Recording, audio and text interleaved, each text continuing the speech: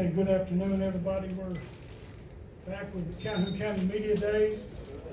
This time, I hope everybody's been rested and refreshed a little bit. Next up on the stage, we have Alexandria High School. Alexandria competes in 5A Region 6. Region opponents are Etowah, Southside, Boaz, Sardis, Douglas, and Crossville. Representing Alexandria High School today are head football coach Todd Ginn. His players are senior fullback linebacker Devin Burton and senior offensive lineman, defensive lineman Leighton Ellison. Coach Ginn, we will start with your opening remarks. How's everybody doing? Just got to enjoy lunch. My two players here, Devin and Leighton, we sat with Jeff and John Holder, and we were talking, and John said something that I didn't realize. He said, you know, these high school players now, nobody was born before 2000. So those two guys are talking about players and coaches, and these two look like they're listening to aliens, which was pretty funny. But just glad we're having this thing. Going into my second year, I can't see a better way to promote football around here, and love being back and love the excitement that football brings, and Friday nights and everything that means. And when we got asked to do opening comments, I've done a lot of opening comments for a lot of different things, and basically our football team, what we've, in my mindset and our coaching staff has been about, is creating that mentality that I remember my dad's teams having, and that mentality that you're gonna have to beat us, and that's what we've worked on constantly since I took over last May. Getting the mentality, and these two guys that I brought with me represent what we're going to be about. They got that mentality that let's get in shape and let's make people beat us. And looking from last year, I thought we got beat by Madison Academy, and anybody that followed us or knew about the game, we should have won the game. Going back and I don't even like going back and watching the film, because everybody said we should not have been in the game. But after we came up for air, after about the first 8 minutes of the game, our players decided that we could play with those guys, and we really controlled the entire game, and that gave us a lot to build on. I think when you look at these two guys, and they're just a representation of our team, everybody then started believing that even though you hear we're young and we're not going to be that good this year, our mentality and how hard these guys have worked is going to show, and we're going to be a good bit better than people think we're going to be. We kind of look at it as we go. We've got a Jamboree game week 0, and then we'll play Jacksonville right off the bat, and then we're open again just because of the way our region is set up. We don't have 17, and that's going to really allow us to. It was big for us last year in that transitional period after we played Talladega, and then we played Jacksonville, and we changed everything about our defense, didn't we, fellas? Everything we did, because we knew, Dad taught me a long time ago, in high school you got to go with what you got. So we changed our defense and became a lot better last year just after those 2 games in that open week, and it's going to give us an opportunity this time to play Hoax Bluff and Pleasant Valley in the Jamboree, and then go play Jacksonville, figure out some of our weaknesses, and then get ready for region play. So our schedule sets up well for our 9th grade classes. I don't know, we probably got over 20 kids in that class, and then we've got over 25 kids in our sophomore group, and then our junior class probably got how many?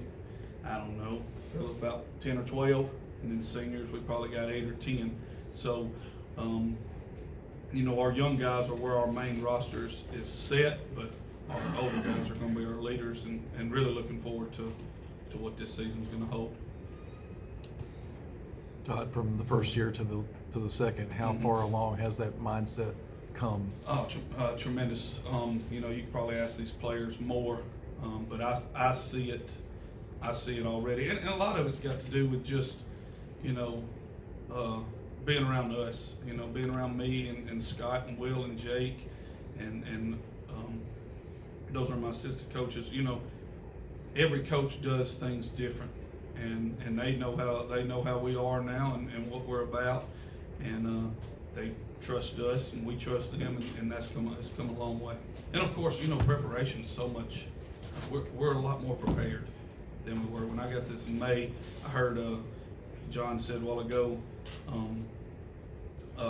Coach White Plains Chandler, he's got to do 6 months of work in 4 weeks, and I thought 6 months of work in 2 months was tough, last year, and we were unprepared, but Alexandria's Alexandria, and we've been blessed with tradition, and so we did a lot better. Even though I was unprepared and felt like I was unprepared last year, I thought we had a pretty good year. To Devin and Leighton, what does that mindset mean to you, and how far do you think the team has come that way? I just feel like everybody, like when it first came up, everybody was questioning how we were going to be. And it's just, we've all been taught you got to buy in. It's something bigger than you. You got to believe in it. And it's just going forward with everything. Last year we still kind of missed Coach T. We're still kind of questioning it. And like Leighton said, it's all about buy-in. And we started to buy into everything else. Todd, first for you, and then I'd like to get the players to kind of expound on what we were just talking about. But last year, your first year as a head football coach. Yes. There are 3 new coaches in the county this year. 2 of them are being first-year head coaches. Etheridge has been doing it forever. Okay. What advice would you give those guys based off of your experience about being a head coach in this county? The guys that are just doing it for the first time, because you did it for the first time. Right.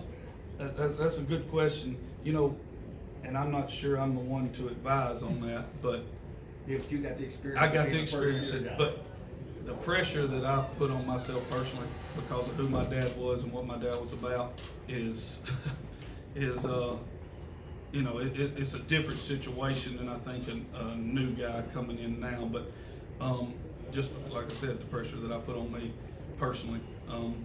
But I will say this: I think we tiptoe around that kids are different nowadays, and I think that's the opposite of what you do. Coming in as a new coach, I don't think kids are that much different than they've ever been. We just, yeah, they got social media. They don't want to talk because they're used to, typing it. But when you get down to, you throw the phones away and you come into practice and come into workouts or whatever, kids are kids. Kids are going to do what they can get away with, and they're going to take the mentality of what they're around, most of the time. So, I would say my advice to a new coach in this county would come in and be super humble, because if you're not, you're going to get that way quick. That's just going to happen. And then expect a ton out of your kids. And to be honest, the ones that quit you, good riddance, maybe. You know what I'm saying? If they're not willing to expect a bunch out of themselves, then they're probably not going to succeed for you anyway. So I heard so much last year. People worry so much about numbers. Numbers mean nothing to me. We got 60-something this year. And people say, oh, you got big numbers. Well, that means nothing unless your guys are working hard. If you're just, every time you get to a big rock, water's going to run around the thing. So if that's the way you are, instead of pushing that rock out of the way, and I found out I was lucky to be a head coach in basketball for a long time at junior college level. So I found out the kids don't want to do like the water. They will, but heck, they want to get in there and grab that rock and push it with you. You just got to expect them to do it. And then for the players, just on that mindset idea, and heard what the coach said about what folks will be saying, that you're going to be young and whatever may not happen. How do you tune that out to know what you guys can do within yourselves?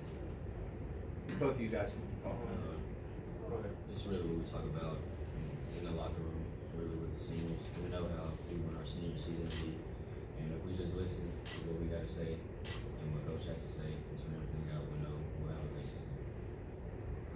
And then like we've all been working hard since we were in ninth grade. You know, younger class sees that and they wanna they work just as hard as we do. So I mean, they're gonna put out just as much as we are. Is it easy to tune it out? You know, I mean, you know how people are. yeah, you just gotta. I mean, we have social media, but yeah, it's.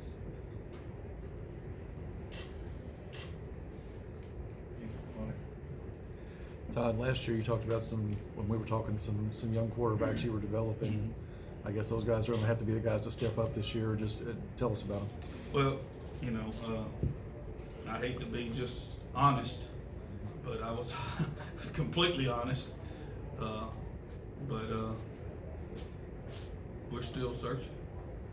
You know, we hoped in the spring that we would see a guy really step forward, and not to say that they've done anything wrong. When you've never taken a high school snap, and we thought against Lincoln in the spring game, I personally thought, I said, these guys are going to be okay. You know, they've looked pretty good at practice, but when the game actually started, people talk about deer in headlights, but yes, I mean that's what you saw immediately. So our whole thing has been, we're probably going to play 2 or 3 quarterbacks, especially early, for sure, because different quarterbacks bring different things to the game, and I want to see how they're going to, especially those early 2 games. I want to see how real game and their mentality inside of that, and we're just going to continue to develop. I mean, anybody that's been around Alexandria football knows,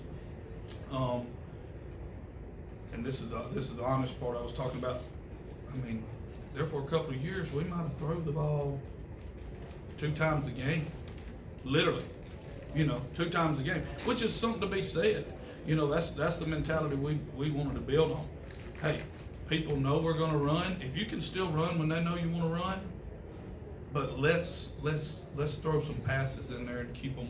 You know, and that when you've coached, I understand that, because one thing about running the football, unless you've got a guy that can't hold on to it, you do get the punt. You know, you do get the punt and play defense. So, you know, and that's kind of my dad's mentality. You know, we're probably too safe a lot of times, but we try to throw the ball. We tried to last year, and we'll continue to try to throw it. You know, we're still mainly going to be a running team, but Dad's mentality was, hey, punt it, play defense, and you know that's what we're gonna do. Except when we had Mac, and then it was score and play defense. You know, so. You know, I think our offense will be a little bit behind our defense. I think people will be surprised with the speed that we're going to put on the field defensively this year. Can you tell us about each quarterback and what each one brings? Yeah, well, you've got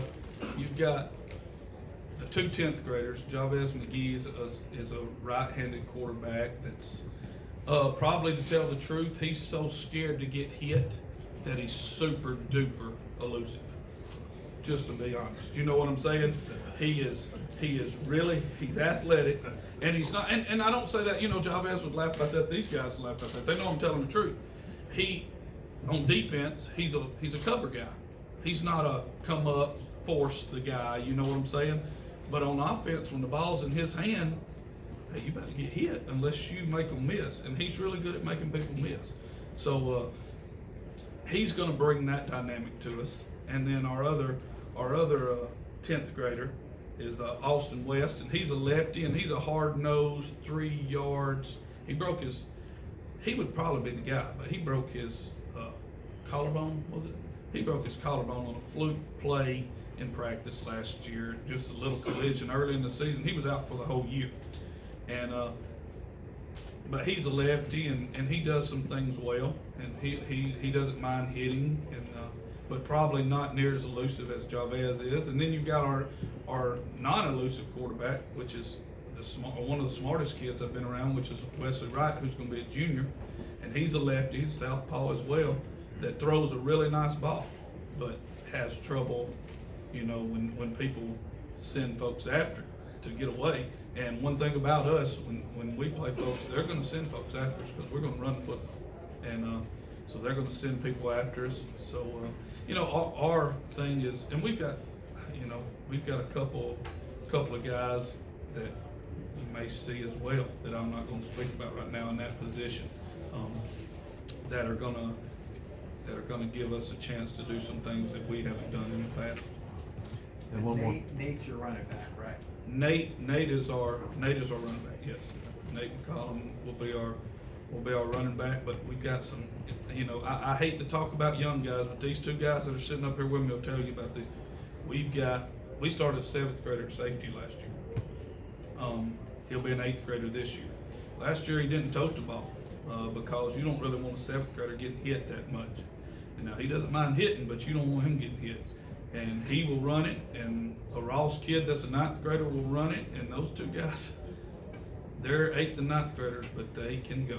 And I think people will be very surprised at the amount of speed that we're going to be able to put on the field compared to what last. When y'all say, fellas, there's no telling how much. I think our fastest guy last year was maybe if we were being truthful, 4.8, 4.9, maybe, you know, and this year we've got some guys that can pick them up, lay them down. You were strong up front last year, and you got Leighton back, but obviously lost some up there. Who steps in? That's a good question.